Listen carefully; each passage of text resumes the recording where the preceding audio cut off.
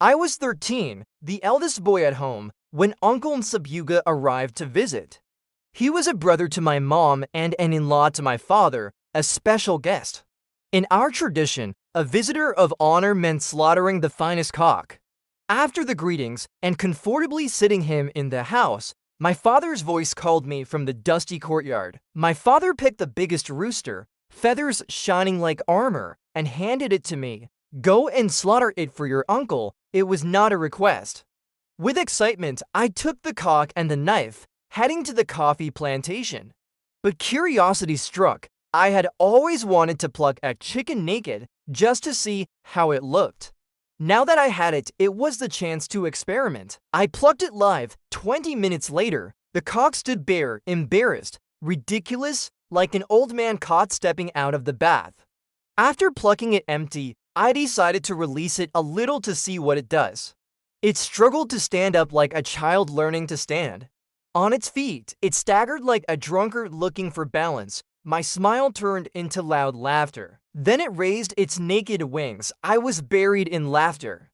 But suddenly, before I knew it, it jumped and started running as fast as it could. I realized danger was coming. I set off to chase it. As I started eyes on it, I tripped over a tree log on ground. I rolled helplessly several times in dry leaves and its feathers I had plucked off. When I got back to my feet, I only saw its red comb vanish into a thorny, busy thicket. I plunged into the thicket, scratched and bleeding, searching everywhere. But the cock was gone. I turned bushes, opened dry leaves, looked above trees. It was nowhere. As I stood stuck in the tall green thicket, I heard my mother's voice calling, "Kavisa. Is the cock fighting? Bring the meat. I cook." Fear and exhaustion overwhelmed me. Within the bush, I thought about hiding or ran deeper into the forest and disappear like the cock, but on second thought, I decided to go face it by confessing to them. I trudged back, torn clothes and bleeding scratches. Seeing me confused and bruised, my father asked angrily, "What's the problem?" I confessed boldly, "The cock has run away." The look in his eyes said everything: disappointment, anger, and postponed punishment.